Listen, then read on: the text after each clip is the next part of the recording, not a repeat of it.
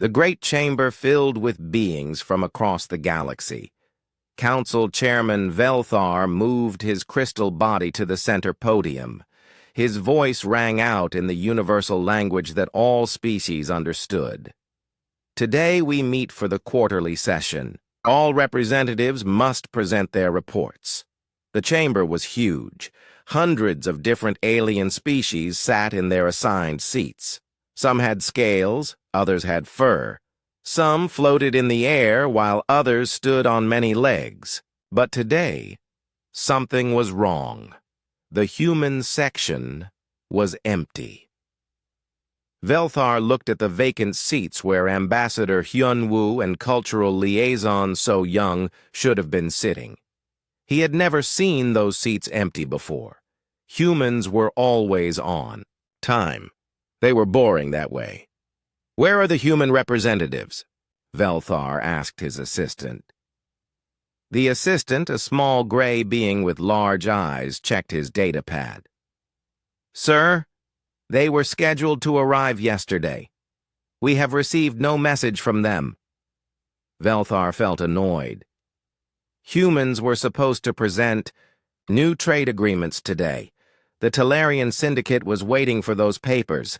This delay would cause problems. Send a message to Earth. Tell them their representatives are late. The assistant nodded and walked away. Velthar decided to continue the meeting. Other species could present their reports while they waited for the humans. The Zephyrians spoke first. Their diplomat, Kay Young, had always been friendly with humans. She seemed worried as she looked at the empty human seats. "Chairman," Kay Young said, "I tried to contact my human friends yesterday. None of them answered." "They are probably busy," Velthar replied. Humans work too much. But deep inside, Velthar felt something was not right. In 50 years of council meetings, humans had never missed a session. They were reliable, even if they were not very advanced. The assistant came back running. His face showed fear. "Sir, we cannot reach Earth. All communication channels are silent." The chamber became quiet. Every alien stopped talking and looked at the assistant. "What do you mean, silent?" Velthar asked. "No radio signals, sir. No messages. No response to our calls.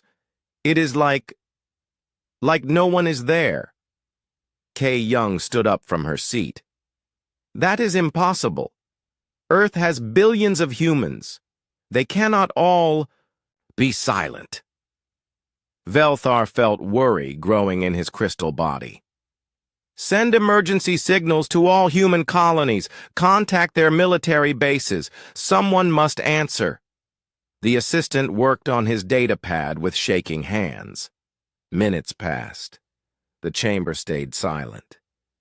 Everyone waited. "Sir," the assistant said quietly, "I have contacted all 47 human systems. No one answers. All we receive are automated maintenance signals." The words hit the chamber like a shock wave. 47 star systems. Millions of humans on hundreds of planets. All silent. "This cannot be right," said Mordeth, the Krillian military advisor. "Check your equipment." "I have checked everything 3 times, sir. The signals are going through, but no one is answering." Kay Young's voice was soft with fear. "What if something happened to them?" "Nothing could happen to that many humans at once," Velthar said. But his voice did not sound sure. The chamber erupted in noise. Every species began talking at once. Some suggested that humans had been attacked. Others thought it was a technical problem. A few whispered about diseases or natural disasters. "Silence!" Velthar shouted. The chamber became quiet again. "We will send investigation teams to human space. We need to know what happened." "Sir," the assistant said, "I am receiving reports from our border stations. They say human ships have been seen leaving their territory over the past few days." "Leaving? Where were they going?" Unknown, sir. The ships left in different directions. They did not file travel plans. This was very strange. Humans always followed rules. They always told the council where their ships were going. They were careful and organized. Velthar looked around the chamber. Fear was in every alien face. The humans had been part of the council for over a century. They were not the strongest species or the smartest, but they were steady. They could be trusted. Maybe they evacuated because of danger, suggested a Talarian representative. Maybe they knew something we did not know. What danger could make all humans leave at the same time? Kay Young asked. No one had an answer. Velthar made a decision. I am calling an emergency session. We will send teams to investigate every human world. We need answers. The meeting ended quickly. As aliens left the chamber, they talked in worried voices. Some blamed the humans for leaving without warning. Others worried about what could have scared them away. Kay Young stayed behind. She stared at the empty human seats. They would not leave without saying goodbye, she said to herself. Humans are not like that. She remembered her conversations with Hyun Woo and So Young. They had always been polite and friendly. They shared stories about Earth and asked about her home planet. They seemed to care about other species, but now they were gone. All of them.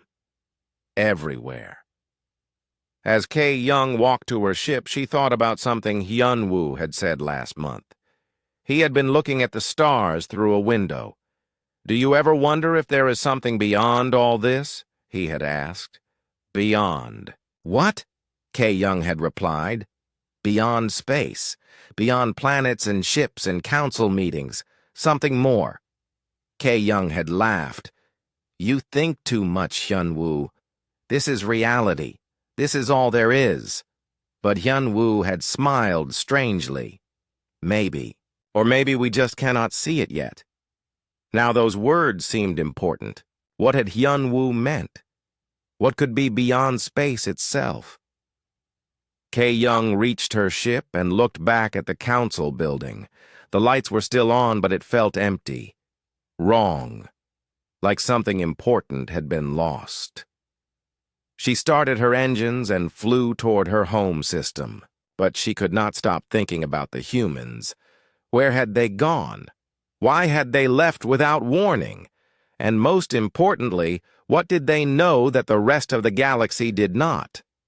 As her ship jumped to faster-than-light speed, Kay Young made a promise. She would find the answers. She would learn what happened to her human friends. Behind her, the council building grew smaller and smaller until it disappeared. But the questions remained.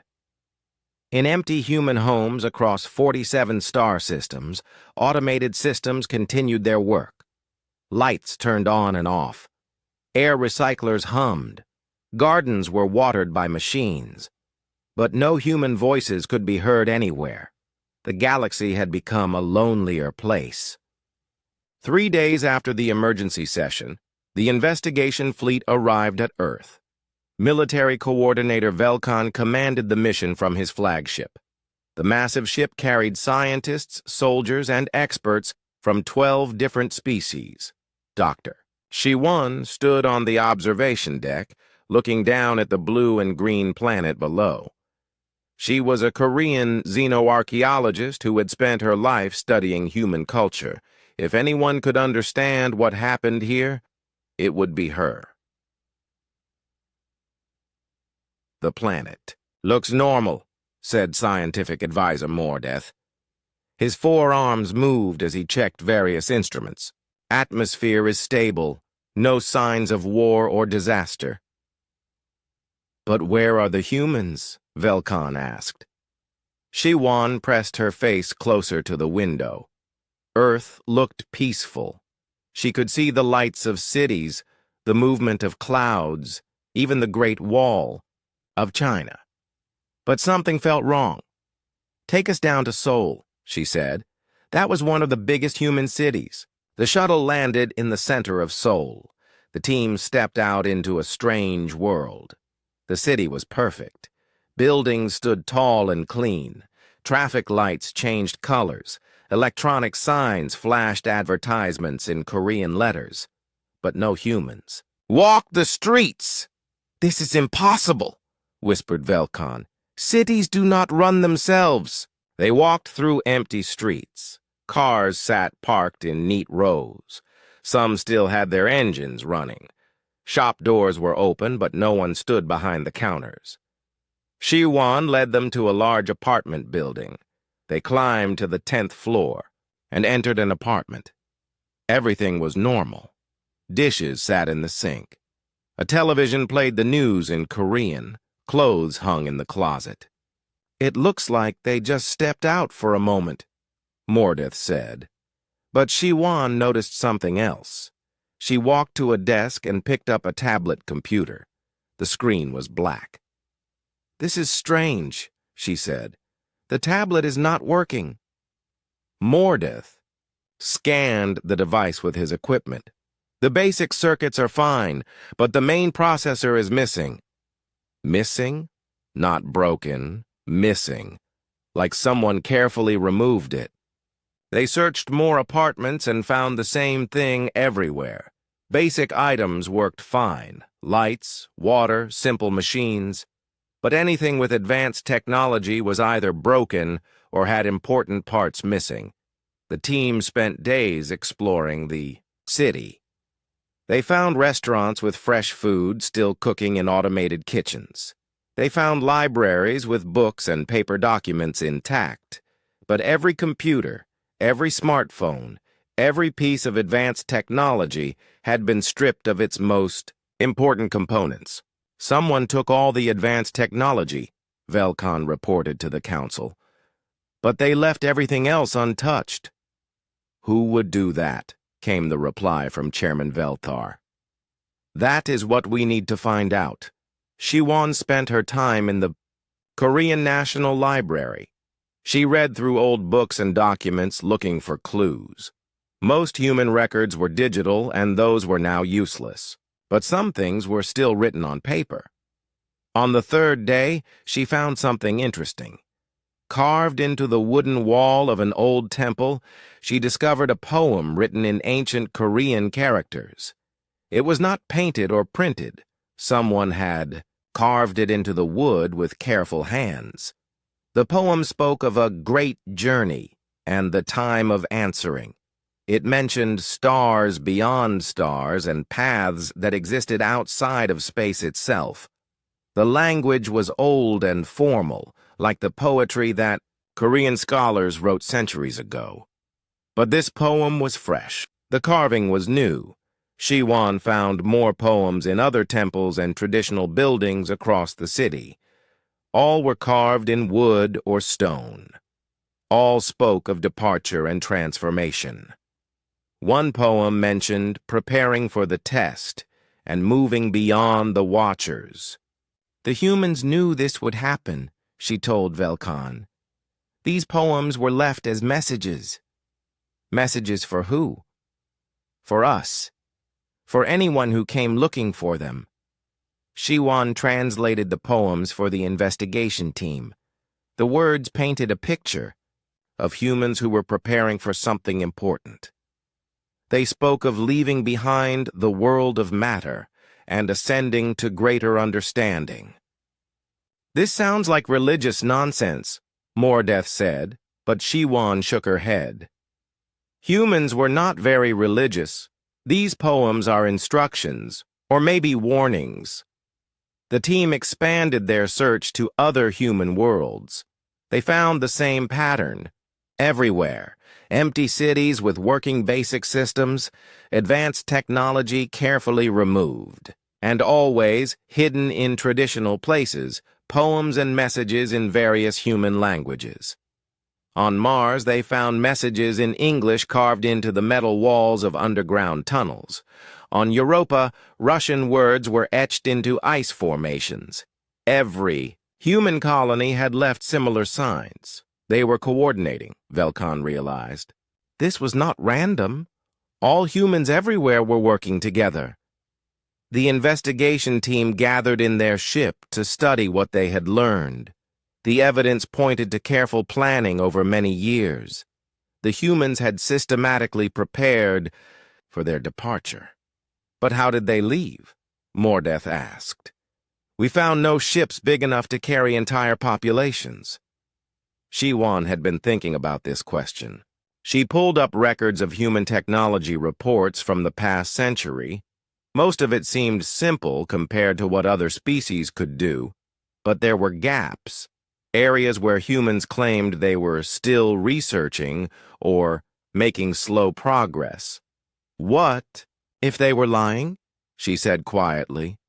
About what? About how advanced they were. Look at these reports. For 50 years, humans claimed they were having trouble with quantum physics. They said faster-than-light travel was difficult for them. They told us they could not understand energy manipulation. Velkan looked at the data. You think they were pretending to be less advanced than they really were? Think about it. Every species in the Council shows off their best technology. We compete to prove how smart and strong we are. But humans never did that. They always seemed happy to be considered the simple, weak species. The more Shiwan studied the evidence, the more convinced she became. The careful removal of technology was not theft. It was cleanup. The humans had taken their real technology with them and removed anything that might give away their secrets. They fooled us, she said.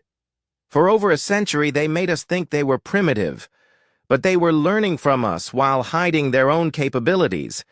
The investigation team sent their report back to the Council. The response was immediate and angry. Council members could not accept that humans had been more advanced than they claimed. It was impossible. Humans were the species that asked for help with basic science. They were the ones who seemed amazed by simple technology. But the evidence was clear. Humans had vanished using technology that no other species understood. They had left behind only basic systems and mysterious messages about journeys beyond space itself. Kay Young joined the investigation team on their 5th day. She had requested permission to help search for her human friends. When she read Shiwan's translations of the carved poems, her face went pale. I remember something, she said.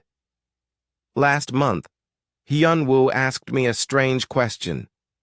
He wanted to know if my species had ever discovered signals from outside our galaxy. Outside the galaxy, Velkan repeated. Yes. He seemed very interested in what might exist beyond the edge of space that we know. Shiwan felt a chill run down her spine. The poems had mentioned stars beyond stars and paths outside of space. What if humans had found something that other species had missed? What if they had discovered a way to leave not just their planets, but their dimension entirely? As the investigation fleet prepared to return to Council space, Shiwan took one last look at Earth. The planet continued its orbit around the sun. Its automated systems would probably keep working for years. But humanity was gone, and they had taken secrets with them that might change everything. Shiwan could not sleep. For weeks after returning from Earth, she studied every piece of human data the Council had collected. Most of it was useless now, but she found something interesting in the old archives, deep in the Council's storage. Systems. She discovered human research reports from 60 years ago. Most Council members had ignored these reports because they seemed unimportant. Humans had been studying radio signals from deep space. They claimed they were looking for signs of other life. But Shiwan noticed something strange. The humans had been very interested in one specific signal. They called it the signal and claimed it came from outside the galaxy. Other species had detected the same signal years earlier, but they dismissed it as natural space noise. The humans kept studying it. Xu Wan found research notes written by a human scientist named Da Yun. Her reports were marked as low priority by council reviewers. Da Yun had spent decades trying to decode the signal. She believed it was artificial, created by intelligent beings. Most importantly, Da Yun thought the signal was a message. The signal repeats every 847 standard days, Da Yun had written. The pattern is too complex to be natural. Someone is trying to communicate with us. Xi Wan dug deeper into the archives. She found more human research from different time periods. Scientists named Jin Ho, Hai Jin, and Min Su had all worked on the Signal Project. Their reports showed years of careful study and analysis. Then, 30 years ago, the report stopped. They decoded it, Xi Wan whispered to herself. She brought her findings to the investigation team. Velkan and Mordeth were not interested at first. So the humans found an old radio signal, Velkan said. What does that have to do with their disappearance? I think the signal told them something important, Xi Wan replied. Something that made them leave. She convinced them to help her search for more information. They contacted other species and asked about the signal. Most aliens remembered detecting it but had not studied it seriously. It was just noise, said a Talarian scientist. We recorded it and forgot about it, but the Zephyrians had kept better records. Kei Young brought Xi Wan to her home planet and showed her the original detection data. We found the signal about 200 years ago, Kei Young explained. Our scientists looked at it for a few months, then decided it was not important. Xi Wan studied the Zephyrian data. The signal was incredibly complex. It contained layers of information that would take years to decode. No wonder most species had given up on it. But humans had not given up. They had spent decades working on it in secret. I need to find out what they learned, Xi Wan said. The breakthrough came when Kei Young remembered something else about her human friends. Yanwu once mentioned that his grandmother had worked on a special project. He said she helped decode something important that changed how humans saw the galaxy. What was his grandmother's name? Xi Wan asked. Da Yun. Xi Wan felt her heart race. Da Yun was the scientist who had written the early reports about the signal. If Yunwu was her grandson, he might know more about the project. They searched human records for information about Da Yun's family. In the empty apartment that had belonged to Hyunwoo, they found personal items that his grandmother had left him. Among them was an old data storage device. The device was primitive by galactic standards. It used human technology from 50 years ago. But when Xi Wan connected it to a computer, she found something amazing. Da Yun had recorded her final conclusions about the signal. Today I finished decoding the last section, Da Yun's voice said from the recording. The signal is not a greeting. It is a warning. And it is a test. Xi Wan listened with growing horror as Da Yun explained what she had learned. The signal came from an ancient civilization that had existed long before any current galactic species evolved. This civilization had left the message as a warning for younger races. The signal tells us about the Watchers, Da Yun continued. Every galaxy has them. They appear as helpful organizations that unite different species. They offer trade, technology, and peace. But they are really judges. The recording went on to explain something that made Xi Wan's blood run cold. The civilization that sent the signal had discovered that their own galactic council was not what it seemed. The Council was testing them, studying them, and preparing to eliminate them if they became too advanced or too dangerous. 23 species in our galaxy have been eliminated by the Watchers, Daun said. They make it look like accidents, or natural disasters, or civil wars, but it is always the same pattern. When a species becomes too independent or too advanced, they are removed. Shiwan stopped the recording and looked at her alien colleagues. Could this be true? Was their own Galactic Council actually a group of Watchers who eliminated threatening species? She thought about the humans. They had always been careful not to seem too advanced. They asked for help with simple problems. They appeared grateful for guidance from older species. But what if it was all an act? What if they knew they were being watched and judged? The recording continued with more shocking revelations. Daun had spent years studying galactic history after decoding the signal. She found patterns that other species had missed. Every species that was eliminated showed the same signs, Daun explained. First, they developed faster-than-light travel. Then they began expanding rapidly. Then they started asking questions about the nature of space and time. Finally, they were gone. Shiwan realized that these were exactly the stages that humanity had gone through. But humans had been smart enough to hide their progress. We cannot fight the Watchers, Daun's recording continued. They are too powerful and have too much experience, but we can escape them. The signal contains instructions for transcending physical reality.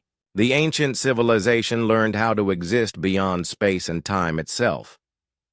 The recording ended with Daun's promise to share this information with other human scientists. She believed that humanity could learn to transcend physical existence and escape the Watcher's judgment. Shiwan sat in silence, trying to process what she had learned. If Daun was right, then the Galactic Council was not a peaceful organization.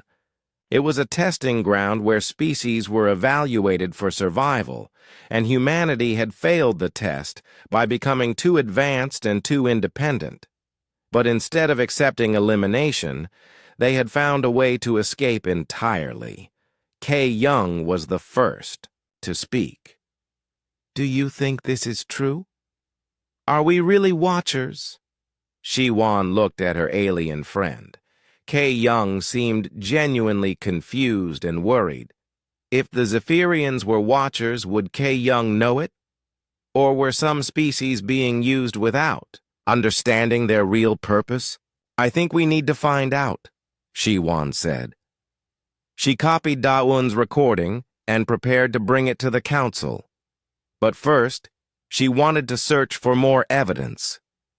If humanity had spent 30 years preparing for transcendence, they must have left other clues behind.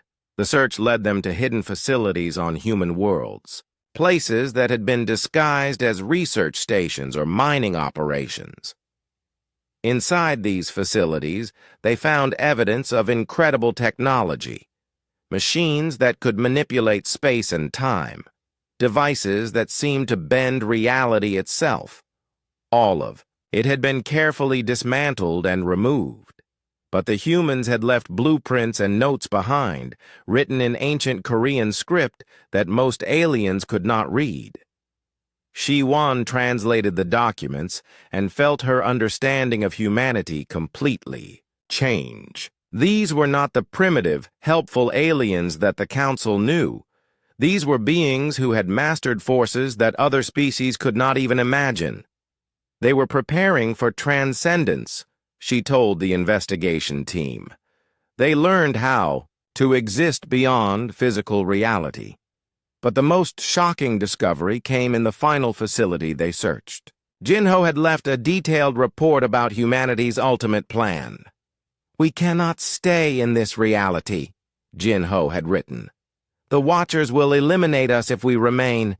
But we can leave this dimension entirely and exist in a higher plane of reality." From there, we can watch and protect other species who are still trapped in the cycle.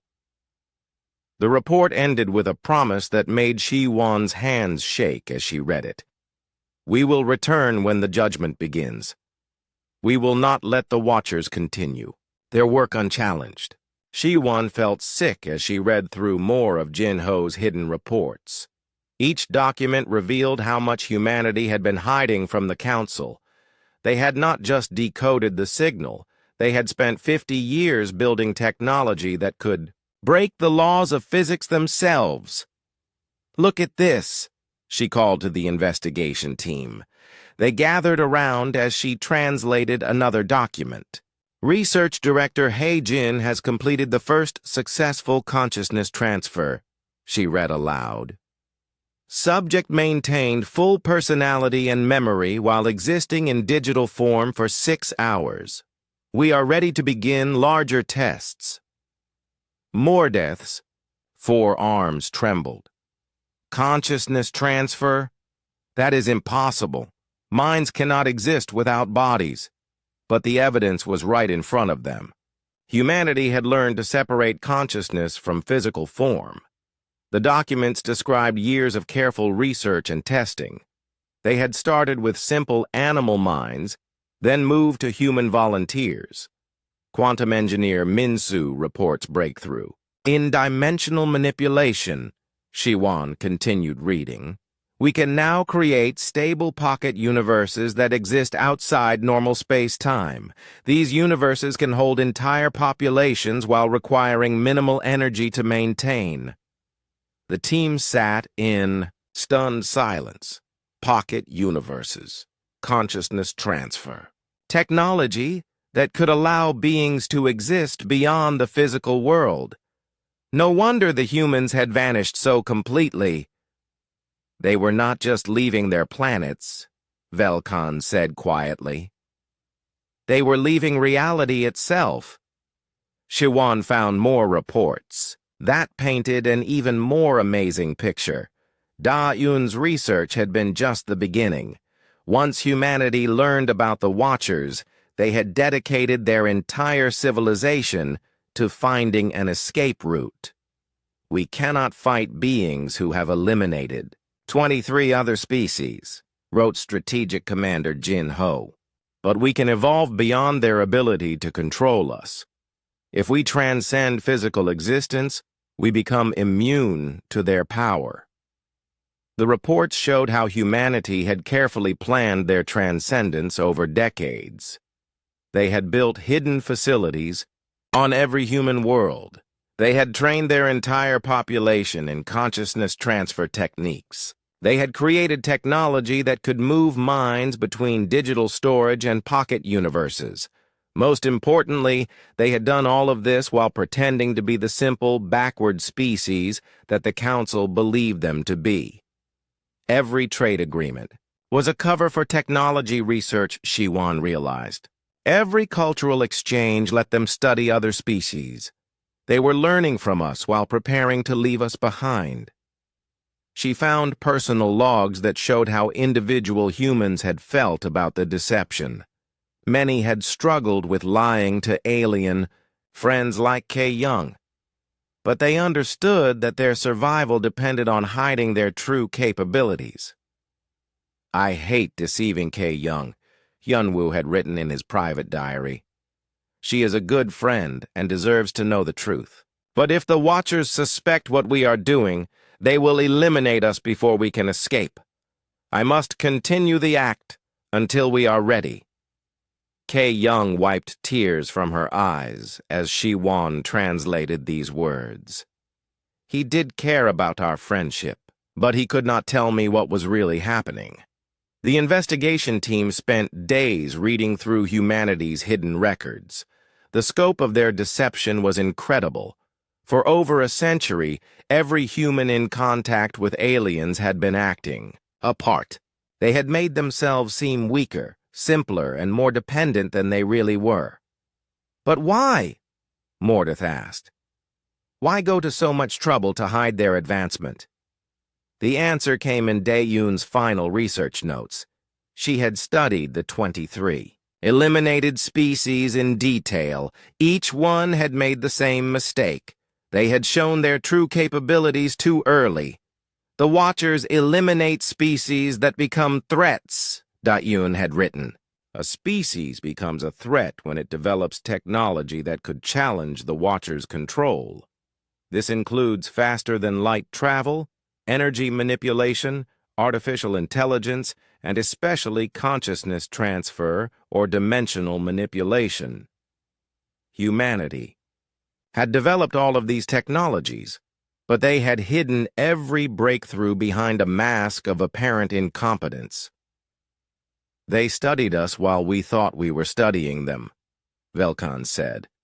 Every time we showed them our technology, they learned from it and improved their own versions. Shou found records of human scientists who had pretended to struggle with concepts that they had actually mastered years earlier.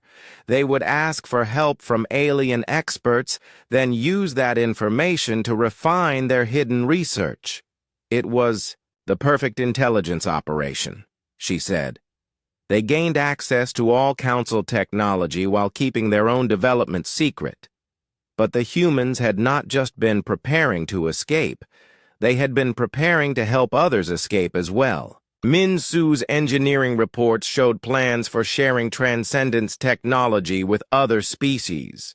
We cannot save everyone, Minsu had written, but we can save those who are ready to evolve beyond physical existence. Some species will choose to remain in normal reality. Others will want to transcend, but lack the mental flexibility to survive consciousness transfer. We will help who we can. The reports revealed humanity's ultimate plan. They would transcend to a higher plane of existence where the Watchers could not reach them. From there, they would watch over other species and help those who were ready to escape the cycle of elimination. They became guardians, Shiwan said with growing amazement. They found a way to protect other species from the Watchers. But the most shocking discovery came in Heijin's final report. She had not just perfected consciousness transfer. She had learned how to transfer consciousness between different types of beings. Successfully transferred Zephyrian volunteer consciousness into human digital matrix, Heijin had written. Subject maintained full personality and memories. Cross-species consciousness transfer is possible with proper preparation. This meant that humans could help other species transcend, even if those species had different mental structures. The Phi process would work for any intelligent being willing to undergo the transfer. They were planning to save us, Kay Young whispered. Even while they were lying to us, they were preparing to save us. Shiwan felt overwhelmed by the magnitude of what humanity had accomplished. They had not just escaped the Watchers. They had created a way for all intelligent life to escape the cycle of judgment and elimination. The final documents painted a picture of humanity's last days in physical reality. Entire populations had undergone consciousness transfer in carefully coordinated waves. Their physical bodies had been left behind, but their minds had moved to digital storage systems and pocket universes. The process was voluntary, Jin Ho had noted. Some humans chose to remain in physical form and die with their bodies rather than transcend. We respected their choice. But over 90% of our species chose transcendence. The documents ended with preparation plans for humanity's return. They would not stay hidden in their higher dimension forever. When the time was right, they would come back to confront the Watchers and offer transcendence to other species. We will return when the Council shows its true nature, Da-Un had predicted. When they begin the next elimination cycle, we will be there to stop them. Shiwan closed the final report and looked at her alien colleagues.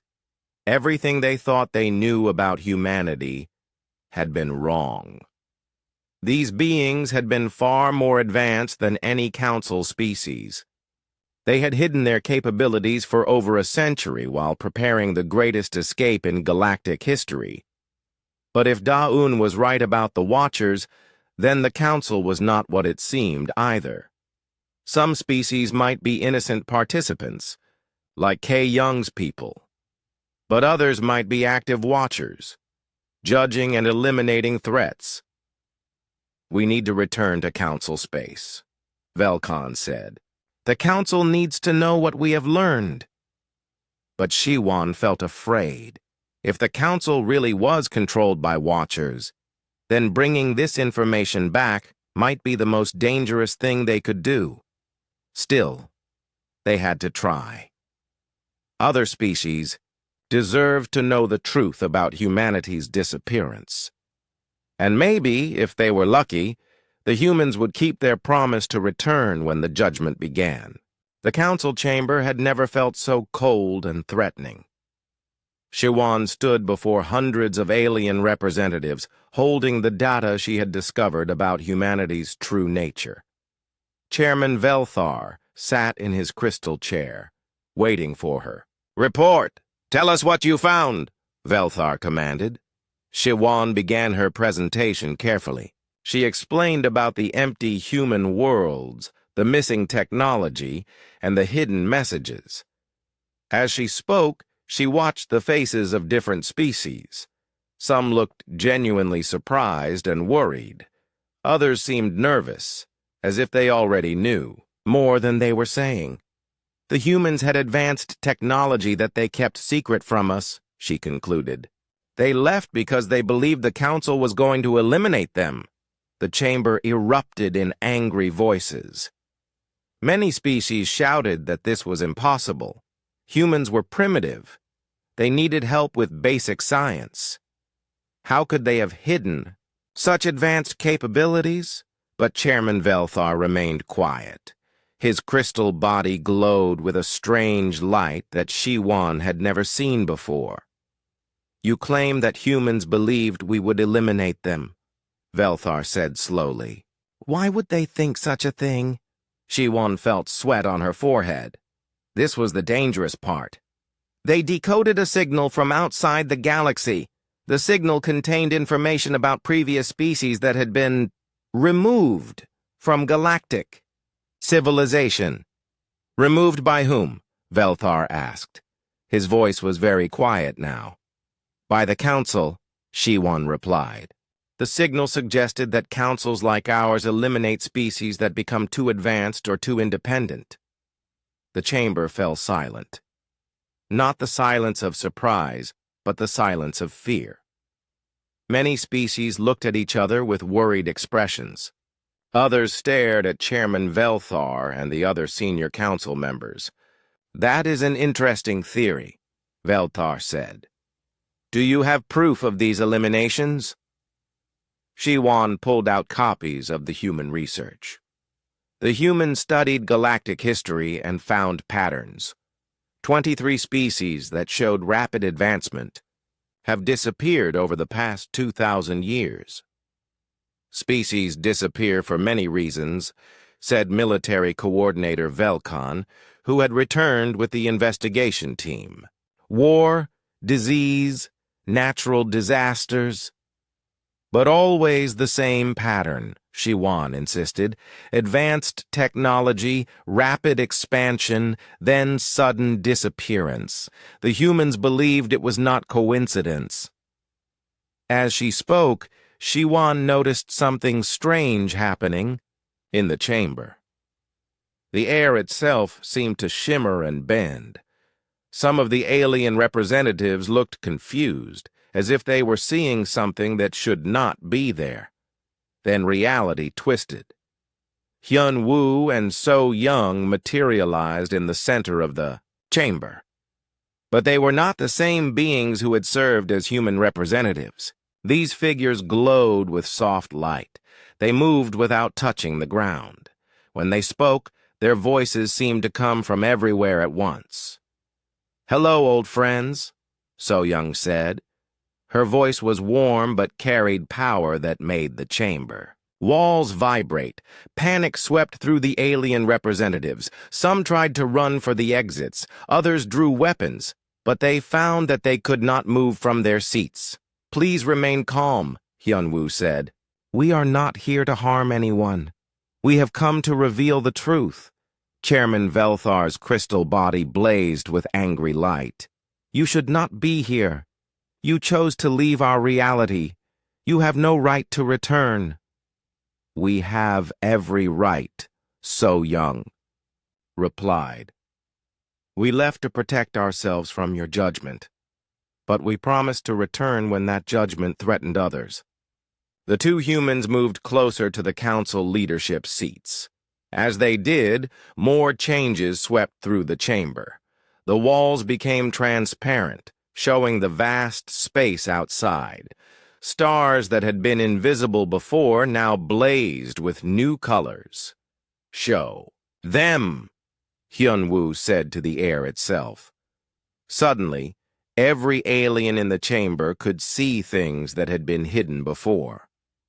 Velthar and several other senior council members were not what they appeared to be. Their true forms were revealed as energy beings of incredible age and power. "The Watchers," Shiwan whispered. "Yes," So Young confirmed. "Beings who have existed for millions of years. They move from galaxy to galaxy, setting up councils and alliances. They study younger species and eliminate those that might become threats." Velthar's disguise fell away completely. His true form was a shifting mass of dark energy that hurt to look at directly. When he spoke, his voice was like the sound of dying stars. "You understand nothing," Velthar said. "We maintain order. Without our guidance, younger species destroy themselves and others. We eliminate only those who would bring chaos to the galaxy. You eliminate those who might surpass you," Hyunwoo corrected. "Those who develop beyond your ability to control." Watcher disguises began to fail throughout the chamber. About a dozen senior council members revealed their true forms as ancient energy beings. The rest of the aliens sat frozen in terror, realizing that their government had been controlled by entities beyond their understanding. "We have guided this galaxy for 2 million years, another Watcher declared. "We brought peace and stability. Before us there was only war and destruction. You brought stagnation," So Young replied. "You kept species from reaching their full potential.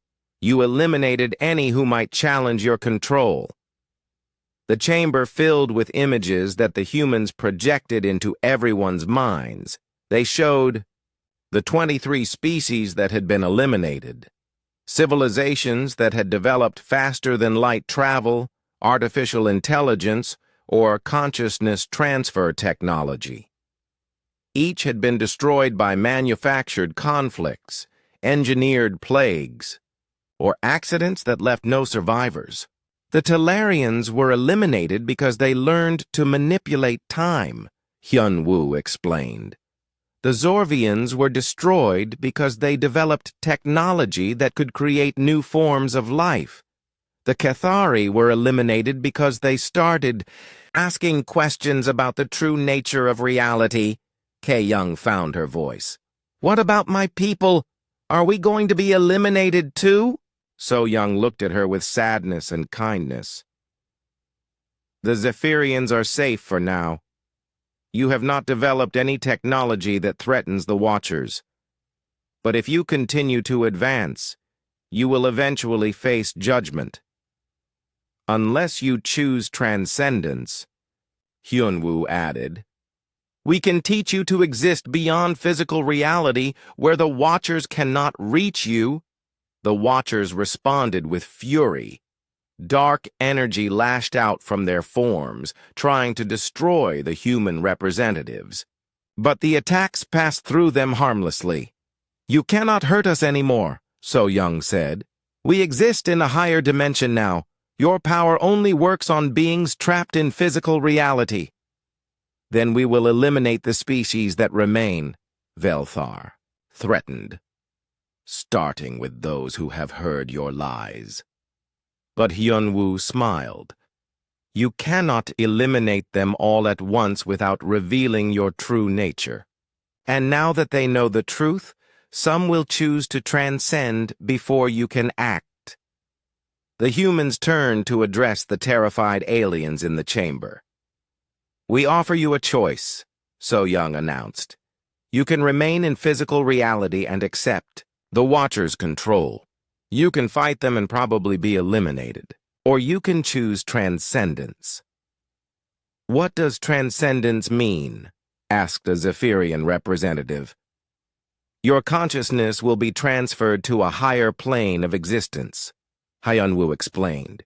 You will keep your memories, your personality, your sense of self. But you will no longer be limited by physical laws. You will be free to explore realities that the Watchers cannot reach. And if we refuse, asked another alien, then you remain here and take your chances with the Watchers. So Young said sadly. We will not force anyone to transcend. The choice must be yours. Shi-Wan stood up in her seat. She looked around the chamber at the terrified aliens and the furious Watchers. Then she looked at her human friends who had returned to offer salvation. I choose transcendence, she said clearly. Light surrounded Shi-Wan's body. Her physical form began to glow and fade, but her voice remained strong as she spoke to the other aliens. They are not lying, she said. I can feel it happening. My mind is becoming free. One by one, other aliens began to stand and declare their choice. Kei Young was among the first. I choose transcendence, she said. I choose to be free. About half the species in the chamber chose to transcend. Their physical bodies dissolved as their consciousness moved to higher dimensions. The other half remained in their seats, too afraid or too loyal to the old system to make the change. The Watchers watched in rage as dozens of species escaped their control forever. This is not over, Velthar declared. We will find a way to stop you! You are welcome to try, Hyunwoo said peacefully. But remember, we learned from you for over a century. We know your methods and your weaknesses. And now we exist where you cannot follow. The transcended beings began to fade from the chamber as they moved to their new existence. But before they disappeared completely, So Young made one final announcement. To those who chose to remain, remember this day. The Watcher's power comes from secrecy and deception. Now that you know the truth, you can prepare, learn, grow, and evolve. When you are ready, call for us, and we will help you transcend as, well, the chamber fell into chaos as the humans and transcended aliens disappeared. The Watchers dropped their disguises entirely and began planning retaliation. The remaining species huddled together in fear, trying to understand what they had witnessed.